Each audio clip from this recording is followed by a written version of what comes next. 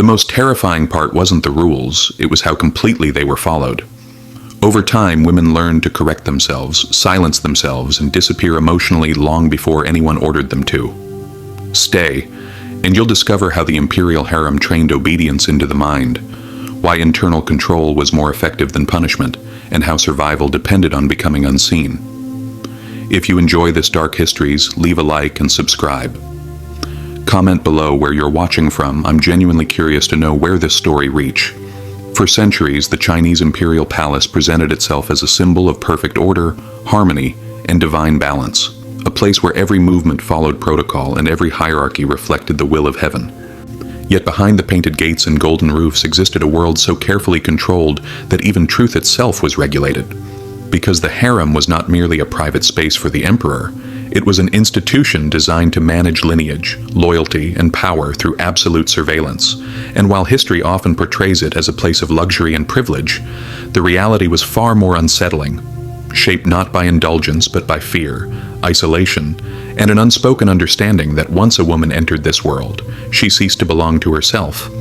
And from that moment forward, her identity became property of the state, not through chains or visible force, but through rules so rigid they left no space for resistance. And to understand why the imperial harem became one of the most psychologically oppressive systems in history, one must first understand that it was built not to serve desire, but to control succession. Because emperors feared chaos above all else, and nothing threatened stability more than uncertainty over heirs, influence, and loyalty within the palace walls. And so the harem evolved into a sealed ecosystem governed by hierarchy, secrecy, and constant observation, where every interaction was recorded, every gesture interpreted, and every silence monitored, and entry into this world was permanent, because leaving was not an option once the gates closed behind you, as departure implied knowledge that could never be allowed to exist beyond the palace. And this permanence transformed selection into a sentence, one masked as honor, announced with ceremony and celebrated by families who believed their daughter's elevation would bring prestige, unaware that what awaited was not freedom but erasure of the self, because inside the harem individuality was dangerous, ambition was fatal, and attention itself could be a liability. And this created an environment where survival depended not on being seen but on mastering invisibility, learning when to speak, when to disappear, and when to exist only as a shadow within the emperor's domain. And the most unsettling aspect of this system was how quietly it operated, because there were no public punishments to warn others, no visible brutality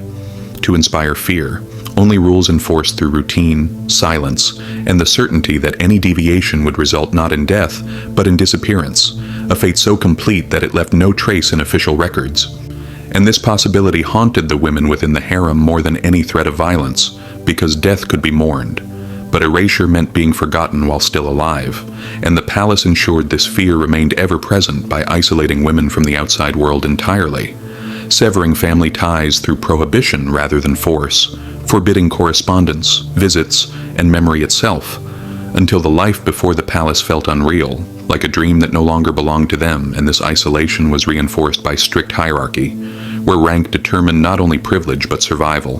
because favor was unstable, rising and falling with the emperor's attention, and attention was unpredictable, making every interaction a calculated risk, and those who rose too quickly attracted scrutiny,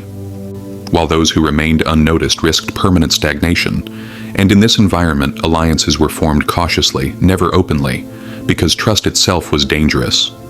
as every woman knew that informants existed at every level, and silence was the safest language. And overseeing this system were palace officials whose loyalty lay not with the women, but with order, because their purpose was to ensure nothing disrupted the balance, and balance was defined by obedience, not justice.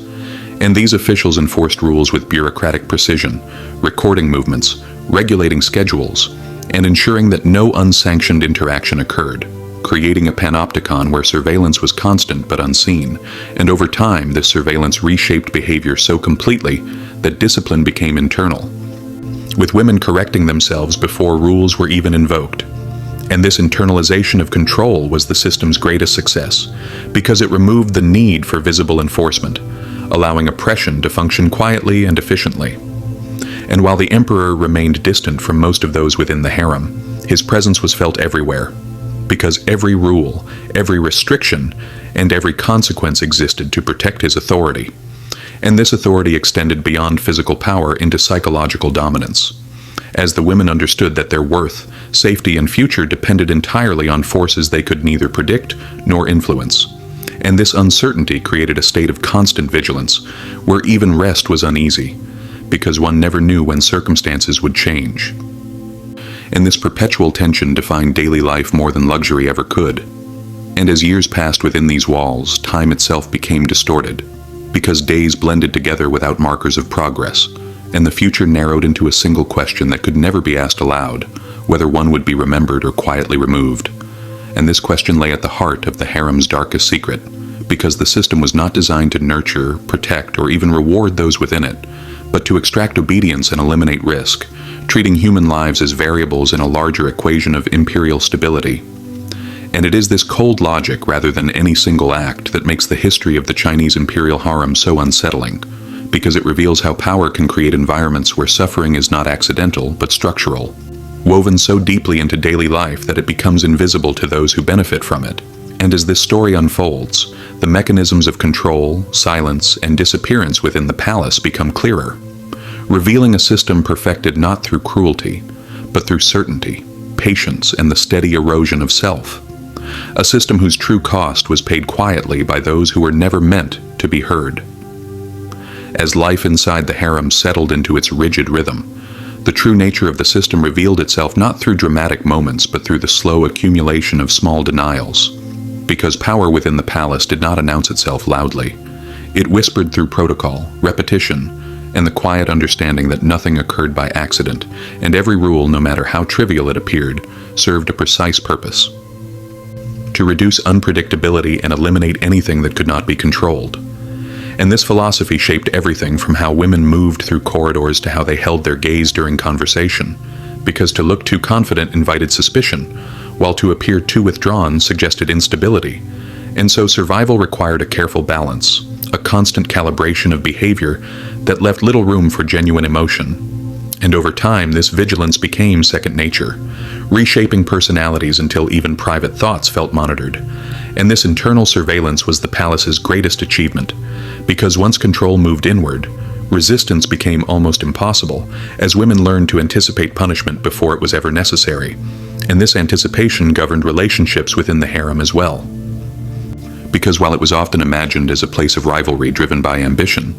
the reality was more complex and far more isolating, since alliances were fragile and dangerous, and even kindness carried risk, as any gesture could be misinterpreted, reported, or used against someone at a later time, and thus trust became conditional, temporary, and often strategic, and the few genuine connections that did form were conducted quietly, shielded by routine and plausible deniability, because emotional attachment itself was considered a liability within a system that demanded emotional neutrality. And the hierarchy enforced this neutrality relentlessly, ranking women in ways that affected not only privilege but access to basic comforts, and these rankings shifted unpredictably, because favor was never guaranteed. And today's elevation could become tomorrow's liability, and this instability ensured compliance, as no one could afford to feel secure. And the uncertainty was reinforced by the palace's strict control over information, because knowledge equaled power, and power was monopolized by the system, not the individuals within it. And news from the outside world arrived filtered, delayed, or not at all, creating a sense that life beyond the walls continued without them, while time inside felt stagnant, and this disconnect deepened the psychological separation, making it easier for the palace to redefine reality on its own terms. And within this controlled environment, the women's value was measured not by who they were, but by how well they fulfilled expectations that were rarely stated directly, but understood through observation, correction, and example, and mistakes were addressed not with explanation, but with consequence, often subtle, sometimes irreversible, because the most effective punishments were those that required no spectacle: a reassignment to a less visible role, a reduction in privileges, or a gradual withdrawal of acknowledgement. And these measures were devastating precisely because they were ambiguous, leaving the affected individual to wonder what misstep had triggered the response. And this uncertainty discouraged inquiry, reinforcing silence as the safest option. And the officials overseeing the harem played a critical role in maintaining this atmosphere, because they operated as intermediaries between the emperor's authority and the daily lives of the women, enforcing rules with meticulous consistency. And while they rarely displayed overt hostility, their neutrality was itself a form of control, because it communicated that compassion was irrelevant within the system. And this bureaucratic indifference made the harem feel less like a residence and more like an institution, one governed by procedures rather than people. And as years passed, the cumulative effect of this environment became apparent, as women began to lose a sense of continuity in their own lives, because without milestones, relationships, or future prospects, time became an endless present, and memory itself grew unreliable, as events blurred together, and the past before the palace felt increasingly distant, like a story belonging to someone else. And this erosion of personal narrative was not accidental, because a person without a story is easier to manage. And the palace exploited this by discouraging reflection and reinforcing routine, ensuring that each day mirrored the last closely enough to dull awareness. And yet beneath this enforced calm lay constant tension, because the possibility of sudden change was always present, and rumors circulated quietly, about women who had fallen out of favor, about those who were reassigned to unseen quarters, about names that stopped appearing in records, and these rumors served as cautionary tales, reminding everyone that visibility was conditional, and that the line between presence and absence was thin and unpredictable. And it was this knowledge that shaped behavior more effectively than fear ever could, because fear fades, but uncertainty persists, and the harem thrived on uncertainty, using it to maintain order without resistance. And while the emperor remained largely removed from the daily reality of this world, his influence permeated it completely,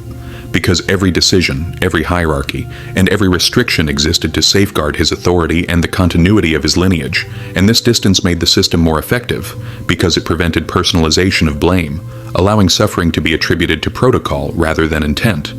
And this abstraction is what allowed the harem to endure across generations, adapting to new emperors while preserving its core function. And as the story continues, it becomes clear that the darkest secret of the imperial harem was not a single hidden act, but the normalization of a life lived entirely under observation, where autonomy dissolved gradually, identity became conditional, and survival depended on learning how to disappear without ever leaving, a condition that many endured for decades, unseen, unremembered, and unheard, while the palace above them continued to project an image of harmony, order, and divine right to the world beyond its walls.